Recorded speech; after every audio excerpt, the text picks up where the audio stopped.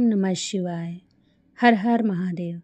आज हम जानेंगे सावन में शिवलिंग पर जल चढ़ाने का क्यों इतना महत्व है तथा सावन में हरी चूड़ियाँ पहनने का क्यों महत्व है और भगवान शिव को बेलपत्र क्यों इतना पसंद है।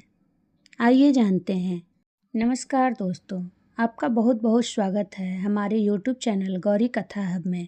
आज जानते हैं भगवान शिव को बेलपत्र इतना पसंद क्यों है। क्या है भगवान शिव और बेलपत्र का संबंध।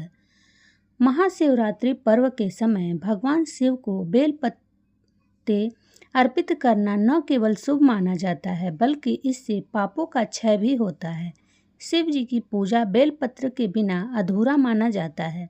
लेकिन क्या आपने कभी सोचा है कि भगवान शिव को बेलपत्र इतना प्रिय क्यों है।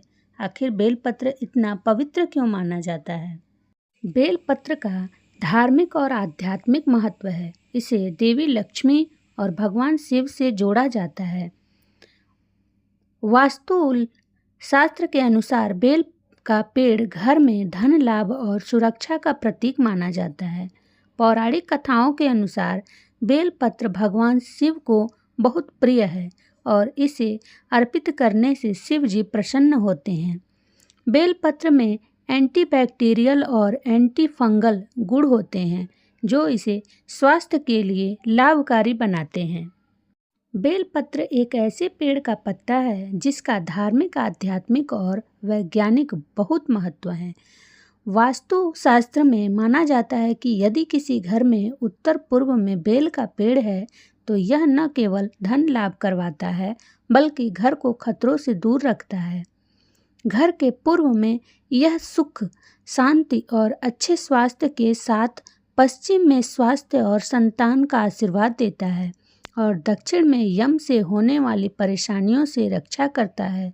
स्कंद पुराण के अनुसार बेल वृक्ष की उत्पत्ति देवी लक्ष्मी या पार्वती के पसीने से हुई थी जो पर्वत पर गिरी थी।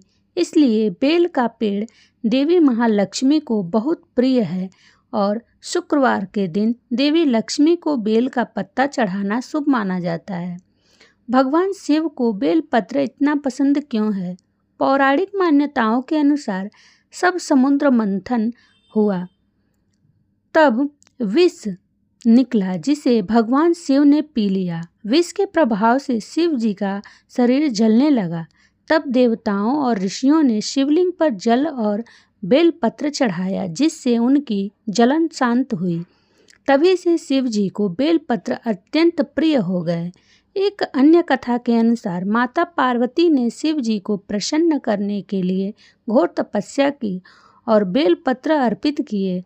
प्रसन्न होकर शिव जी ने उन्हें पत्नी रूप में स्वीकार किया। तब से यह मान्यता बन गई कि बेलपत्र अर्पित करने से भगवान शिव प्रसन्न होते हैं। स्कंद पुराण की एक कथा के अनुसार एक बार माता पार्वती के स्वेद की बूंद मंदराचल पर्वत पर गिर गई और उससे बिल्व वृक्ष निकल आया। इसलिए कहा जाता है कि बेलपत्र में माता पार्वती के सभी रूप बसते हैं। वे वृक्ष की जड़ से गिरिजा के स्वरूप में, इसके तनों में महेश्वरी के स्वरूप में और शाखाओं में दक्षिणायनी व पत्तियों में पार्वती के रूप में रहती हैं। फलों में कात्यायनी स्वरूप और पुष्पों में गौरी स्वरूप निवास करती हैं। इस सभी रूपों के अलावा माँ लक्ष्मी का रूप समस्त वृक्ष में निवास करता है। बेलपत्र में माता पार्वती का प्रतिबिंब होने के कारण इसे भगवान शिव पर चढ़ाया जाता है। बेलपत्र से जुड़ी अन्य मान्यताएं। हिंदू धर्म में बेलपत्र में ब्रह्मा, विष्णु और महेश तीनों का वास माना जाता है। इसके 3 पत्ते त्रिमूर्ति, सृजन, पालन और संहार के प्रतीक हैं। अध्यात्म में बेलपत्र के 3 दल सत्व, रज और तम गुणों का प्रतीक होते हैं। शास्त्रों के अनुसार 3 जन्मों के पापों का नाश करने की शक्ति बेलपत्र में होती है। साथ ही बेलपत्र की शीतलता शिव जी के तप्त शरीर को शांति प्रदान करती है। शिव पुराण में कहा गया है, बिल्वपत्रस्य दर्शनम स्पर्शनम पापानाशम अघोर पाप संहारम बिल्वपत्रम शिव प्रणामम। इस श्लोक का अर्थ है कि बेलपत्र का दर्शन, स्पर्श और अर्पण करने से भीषण पापों का नाश होता है। धार्मिक मान्यताओं के अनुसार जो बेल वृक्ष के नीचे शिवलिंग की पूजा करता है वो मोक्ष को प्राप्त करता है और भगवान शिव के स्थान पर पहुंचता है। इसके अलावा जो बेल के पेड़ के नीचे सिर पर पानी डालते हैं वे सभी पवित्र नदियों में स्नान करने के लाभ प्राप्त करेंगे। बेलपत्र का वैज्ञानिक महत्व। बेलपत्र में शीतलता प्रदान करने का गुण होता है, तभी तो गर्मी में लोग इस पेड़ से प्राप्त होने वाले फल का भी जूस बनाकर पीते हैं। और शिवलिंग को बेलपत्र चढ़ाने से ऊर्जा संतुलित रहती है और शिव जी की तपन शांत होती है। इसके अलावा बेलपत्र में एंटीबैक्टीरियल और एंटीफंगल गुण होते हैं। यह वायु को शुद्ध करता है और वातावरण को शांति प्रदान करता है। आयुर्वेद में बेलपत्र का उपयोग पाचन तंत्र, मधुमेह और हृदय रोगों के इलाज में किया जाता है। बेलपत्र का रस शरीर की रोग प्रतिरोधक क्षमता बढ़ाता है। आइए जानते हैं सावन में शिवलिंग पर जल चढ़ाने का खास महत्व। सावन के महीने में हुआ था समुद्र मंथन, इसलिए चढ़ाया जाता है शिवलिंग पर जल ताकि कम हो जाए विष का प्रभाव। सावन का महीना शिव और शिव भक्तों का प्रिय महीना है। इस महीने में भोलेनाथ के लिंग रूप की पूजा का खास महत्व है। कहा जाता है कि इस महीने में शिवलिंग पर जल चढ़ाने वाले भक्तों को विशेष वरदान मिलता है और उनकी सारी मनोकामनाएं पूरी होती हैं। मायके और ससुराल दोनों के लिए शुभ होता है सावन में बेटी का घर आना। पौराणिक कथाओं में वर्णन आता है कि सावन महीने में ही समुद्र मंथन किया गया था। समुद्र मंथन के बाद जो हलाहल विष निकला उसे भगवान शंकर ने कंठ में समाहित कर सृष्टि की रक्षा की, लेकिन विषपान से महादेव का कंठ नीला पड़ गया, इसलिए महादेव को नीलकंठ के नाम से भी पुकारा जाने लगा। ऐसी मान्यता है कि विष का प्रभाव कम करने के लिए ही सावन में शिव जी पर जल चढ़ाया जाता है। यही वजह है कि दूसरे महीनों के मुकाबले सावन में शिवलिंग पर जल चढ़ाने का खास महत्व है। सावन में शिवलिंग पर जल चढ़ाने वाले व्यक्ति की सभी मनोकामनाएं पूरी होती हैं। शिव पुराण में ऐसा उल्लेख किया गया है कि भगवान शिव स्वयं ही जल हैं, इसलिए जल से उनकी अभिषेक के रूप में आराधना उत्तमोक्त फल देता है। सावन में सुहागिन महिलाएं क्यों पहनती हैं हरी चूड़ियाँ? क्या है इसका महत्व? सावन का महीना शुरू होते ही महिलाएं हाथों में हरी हरी चूड़ियाँ पहनती हैं, लेकिन क्या आप जानते हैं कि सावन में हरी चूड़ियों का आखिर इतना महत्व क्यों होता है? हिंदू धर्म में इस माह को केवल पूजा पाठ और व्रत के लिए ही नहीं बल्कि श्रृंगार के लिए भी खास माना गया है। इस महीने महिलाएं मेहंदी लगाती हैं, झूला झूलती हैं, श्रृंगार करती हैं और हरी हरी चूड़ियाँ पहनती हैं। जानते हैं क्या है सावन में हरे रंग और हरी चूड़ियों का महत्व? सावन का महीना शुरू होते ही चारों ओर हरियाली नजर आने लगती है। हल्की हल्की बारिश से मौसम भी सुहाना हो जाता है। इस महीने में महिलाओं को खास पर्व हरियाली तीज भी होता है, लेकिन सावन में हरे रंग का गहरा संबंध होता है। इसका कारण यह है कि महीने वर्षा ऋतु रहती, भीषण गर्मी बाद जब बारिश होती है तो चारों ओर हरियाली ही हरियाली नजर आती है और हरे रंग को प्रकृति का रंग माना जाता है। भगवान शिव और प्रकृति के बीच गहरा संबंध होता है, क्योंकि भगवान शिव ऐसे देव हैं जिन्हें प्रकृति से जुड़ी चीज़ें अधिक प्रिय होती हैं। महादेव का वास भी प्रकृति की गोद हिमालय में होता है और उनकी पूजा में बेलपत्र, धतूरा, भांग जैसी चीज़ें अर्पित की जाती हैं जो कि हरे रंग की होती हैं। इसलिए हरे रंग का विशेष महत्व होता है।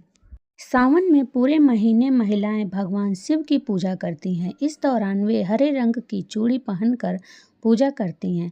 हरे रंग को सुहाग का प्रतीक माना गया है। मान्यता है कि सावन में हरे रंग की चूड़ी पहनने से भगवान शिव और माता पार्वती प्रसन्न होकर आशीर्वाद देते हैं।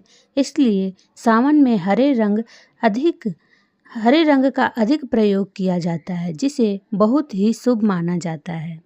सावन में कैसे करें भगवान शिव को प्रसन्न तथा शिवलिंग पर कैसे करें जलाभिषेक, आइए जानते हैं। सावन के पवित्र महीने में भगवान शिव का जल से अभिषेक किया जाता है।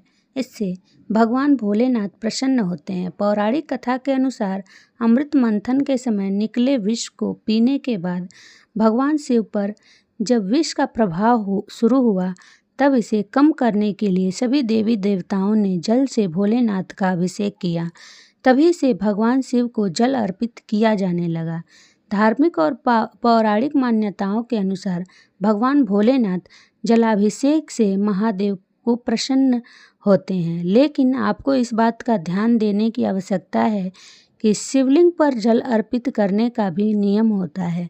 अक्सर भक्त भगवान भोलेनाथ को लोटे में पानी भरकर सीधे शिवलिंग पर चढ़ा देते हैं या फिर पानी की तेज धारा शिवलिंग पर चढ़ा देते हैं। इस तरह से शिव शंभू को जल चढ़ाना गलत माना जाता है। आइए जानते हैं शिवलिंग का जलाभिषेक करने का सही नियम।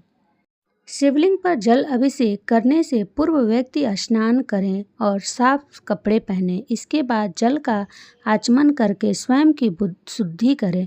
इसके बाद शिवलिंग या शिव जी का जलाभिषेक करें। भगवान भोलेनाथ का शिवलिंग को जल अर्पित करना जलाभिषेक कहलाता है।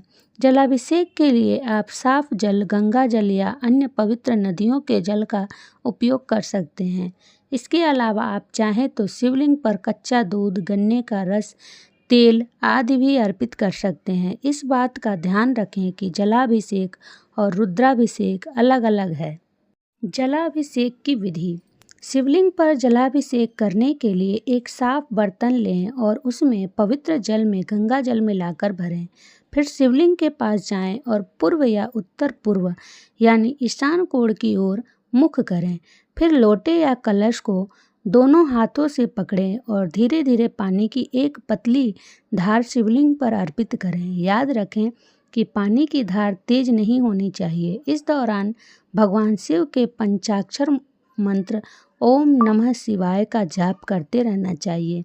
सीधे खड़े होकर जलाभिषेक न करें। यदि आप तेज गति से जलाभिषेक करने या खड़े होकर जलाभिषेक करने से उसकी बूंदें आपके पैरों पर पड़ सकती हैं, जो अच्छा नहीं माना जाता है।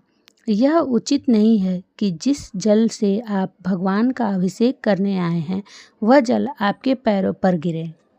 जलाभिषेक के बाद क्या करें? जलाभिषेक करने के बाद भगवान भोलेनाथ को प्रणाम करें। बेलपत्र, सफ़ेद चंदन, अक्षत, शहद, फूल, धूप, दीप, गंध आदि से शिव जी की पूजा करें। शिव चालीसा का पाठ करें और आरती उतारें। इसके बाद शिवलिंग की आधी परिक्रमा करें। अंत में महादेव से अपनी मनोकामना पूर्ति के लिए प्रार्थना करें ताकि आपके कार्य सफल हों। आइए सुनते हैं एक निर्धन ग्वाले की भक्ति और शिवलिंग पर जल चढ़ाने की कथा। स्थान एक गांव का किनारा, जहां एक घना जंगल था। प्राचीन काल की बात है। एक गांव में भोला नामक एक ग्वाला रहता था। वह निर्धन था, लेकिन उसका हृदय अत्यंत पवित्र और भोलेनाथ के लिए श्रद्धा से भरा हुआ था। वह पढ़ा लिखा नहीं था, न वेद मंत्र जानता था, न कोई विधि पूर्वक पूजा, लेकिन उसका हर दिन एक नियम था। वह सुबह सुबह अपनी कमजोर सी मटकी में पानी भरता और जंगल में स्थित एक पुराने शिवलिंग पर जल चढ़ाने आता। उसका विश्वास था, मुझे कुछ नहीं आता, लेकिन मेरे जल से मेरे भोलेनाथ प्रसन्न हो जाते हैं। जंगल का शिवलिंग और पुजारी। उसी जंगल में एक पुजारी भी रहा करता था, जो विधि पूर्वक मंत्रोच्चारण कर पूजन करता। वह भोला को देखता और हंसता। अरे, बिना मंत्र, बिना बेलपत्र, बिना घी दूध के जल चढ़ाने से क्या होता है? लेकिन भोला बिना उत्तर दिए हर दिन आता और सच्चे भाव से जल चढ़ाता। एक दिन एक भीषण अकाल पड़ा, तालाब सूख गए, खेत बंजर हो गए, यहाँ तक कि मंदिर के पास भी पानी मिलना कठिन हो गया। पुजारी ने पूजा बंद कर दी क्योंकि उसे शुद्ध जल और पूजन सामग्री नहीं मिली। पर भोला रोज किसी तरह कहीं से पानी लाता और शिवलिंग पर चढ़ाता। उस रात शिव जी ने पुजारी को स्वप्न में दर्शन दिए और कहा, हे ब्राह्मण, तुम मंत्र जानता है, विधि जानता है, लेकिन उसमें भाव नहीं था, और वह भोला मुझ पर सच्चे हृदय से जल चढ़ाता है, वह मुझे प्रिय है। उसका एक कलश जल मुझे लाख घड़ों के अभिषेक से अधिक है। सुबह पुजारी लज्जित हुआ और भोला के चरणों में गिर गया। शिवलिंग पर जल चढ़ाना केवल कर्म नहीं, भावना का विषय है। सच्चे मन से किया गया सरल कार्य भी भगवान को अधिक प्रिय होता है। शिव जी भाव के भूखे हैं, पदार्थ के नहीं। जय भोलेनाथ। अगर आपको वीडियो पसंद आए तो प्लीज़ चैनल को सब्सक्राइब करें।